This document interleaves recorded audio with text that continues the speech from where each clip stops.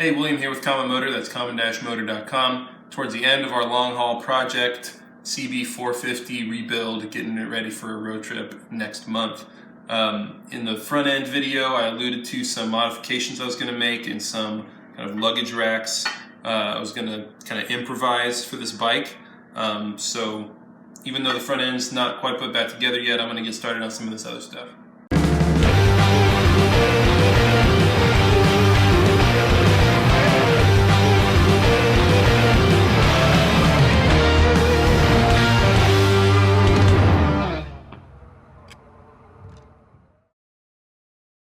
So like I said, we're at the end of our long haul project, at least in terms of getting the bike ready. In addition to all the little mods I'm going to make to the bike, there are a few last things to do, clearly. I got to put the air filters back on, side covers, got to do the exhaust headers and figure out which muffler I'm going to use, put the gas tank back on, seat back on, so on and so forth. So I'm going to start getting it all finally put back together.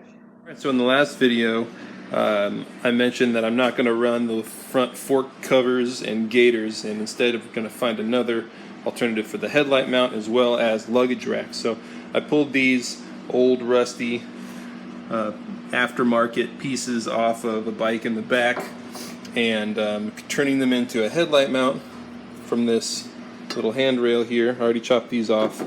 I'm going to also use this old highway bar, bend it around, and then just fix this sissy bar up a little bit and strap my luggage to it.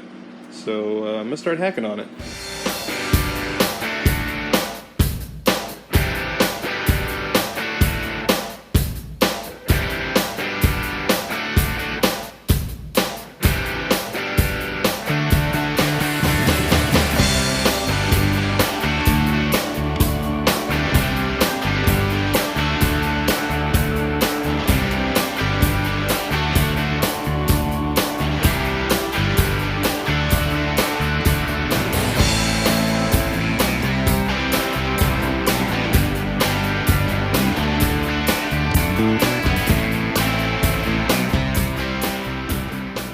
Friday, June 22nd, 2 weeks until Mid-Ohio. I'm going to try to get this thing fired up today. Got to get the fuel tank on it, a couple of other bits, but we're going to try to at least get a couple of good test rides out of it before I got to tear into a couple more things.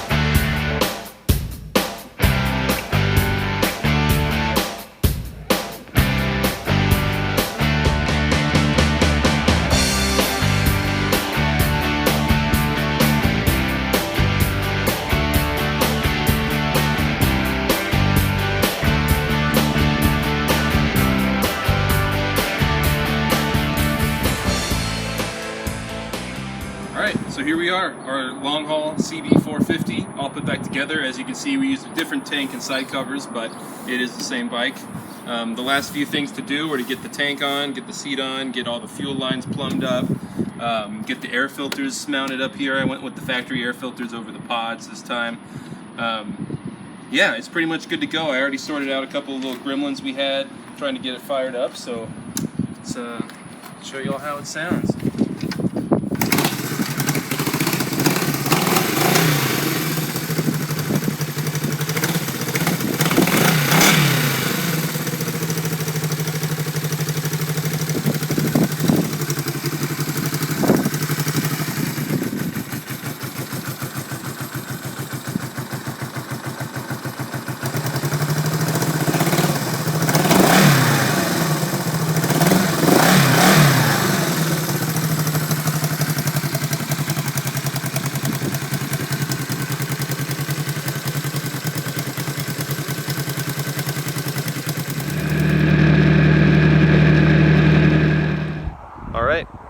Sunday, June 24th, 2018, middle of the shakedown ride. I'm out here west of San Antonio on our long haul bike, and she's doing pretty darn good. Wants to cruise at like between 70 and 80 miles an hour, hovering around 5,500 RPM, averaging mid to upper 30 mpg, kind of on the highway. And I'm going to show you some stuff.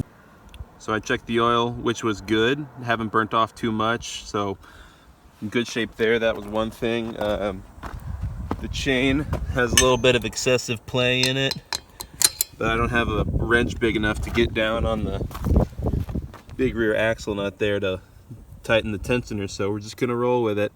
And I checked the air in the tires, which was just fine. They're both holding air. So we're gonna keep on going down around south of San Antonio, back on to Houston via Highway 90. Yeah, hopefully I'll make it back home with no problem. Okay, I'm back from the shakedown run. This weekend I went over 500 miles from Houston to Bandera, Texas and back. And the bike made it all the way out. We've got 500 plus more miles on the clock now. There's a few things that I kind of observed during that ride that I'm going to touch on and kind of tweak before we do this real deal. One thing that was bothering me the whole time was this tack that was just rattling around the entire time, so I'm going to need to shim up the little bushings to keep that in place. I went ahead and put really thin fork oil when I rebuilt the forks, mainly just because that's all we had on hand, but I'm going to go ahead and drain some of it out and replace it with some heavier weight, not just for the ride comfort, but the fact that I'm loading the bike down with a bunch of luggage.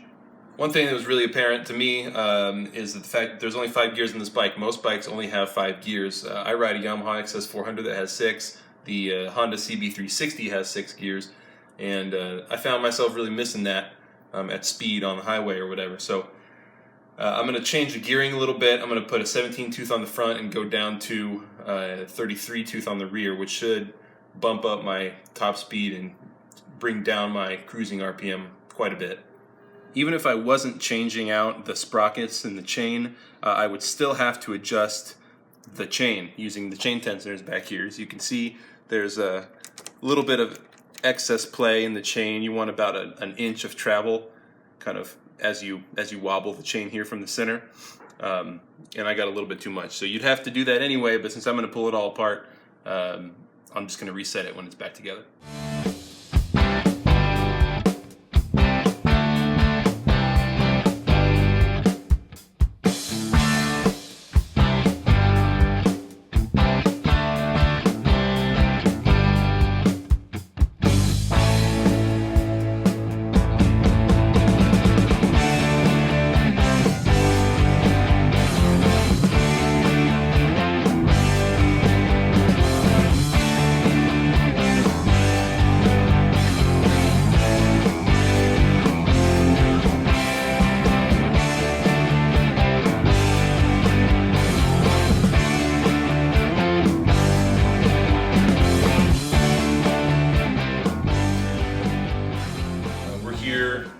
Almost finished with our long haul bike, getting ready to go to mid-Ohio next week, and so I've laid out all the tools that I'm going to bring for the trip. And now there are some tools you want to keep on your bike all the time. Honda thought of this, which is why they put together their own little toolkits. If you're fortunate enough to still have yours on your bike, good for you. If not, you'll have to assemble one by hand. So this is a original Honda toolkit here. You can see we have a shock adjuster, spark plug wrench, some screwdriver, pliers. This big 26 millimeter box wrench is for the rear axle. This one's important and kind of hard to find. Then we have all the different sizes of metric wrenches over here, adjustable crescent wrench, and I use this little bicycle metric Allen wrench tool for my Allen wrenches.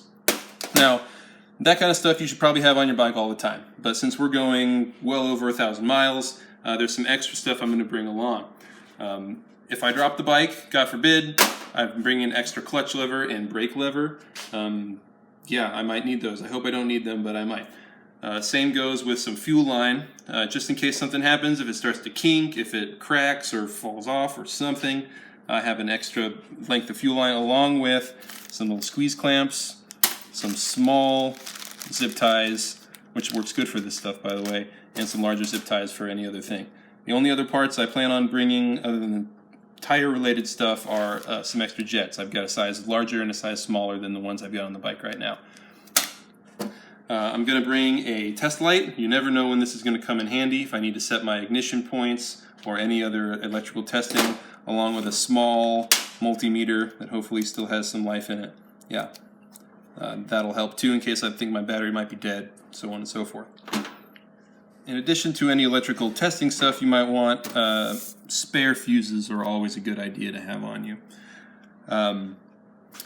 Bringing a can of chain lube. You're recommended to lube your chain every 500 miles, so this will probably get a lot of use. Some gloves, just in case I need to do something that's going to get particularly dirty. I've got a couple of extra bulbs here in case a flasher bulb or tail light or something goes out, and a spare headlight halogen bulb should I need it. As far as tires go, should I pop a tire on the road, I'm going to have extra tubes of both sizes, 18 and 19-inch tubes on me. You're going to need some tire levers. These small ones we carry on the website. Pretty lightweight, probably kind of a pain in the ass to change the tire with if you really had to, but you could do it. And of course you're going to need some way of measuring the air and potentially replacing the air in your tire should you need to. We have these that come with our balance bead kit, but they're easy to get at any auto parts store. And as far as filling the air back up in the tire, I have these little CO2 cartridges you can get at any bike shop with this little valve to go on any sort of any valve stem there. Last but not least, an extra fuel can. Should I run out of fuel in the middle of nowhere? This is a 2-liter can, and some motor oil. You'd be surprised how much motor oil these bikes burn off. And if you really want to treat your bike well, you'd mix in ahead of time some Marble Mystery Oil and some zinc additive, which I'm probably just going to squirt in here and then take with me. I'm going to keep the stuff for the road trip fairly separate than the everyday stuff, just in case I want to unload the bike and toot around town. If you're trying to incorporate everything together, it might be a good idea to get something like this tool roll here to kind of keep everything in one place. This is just a nice, elegant way. I'm sure if you're watching this video, you're aware of a number of different tool rolls on the market. But I might end up using this, but since I have this stock Honda bag here, I might just roll with it.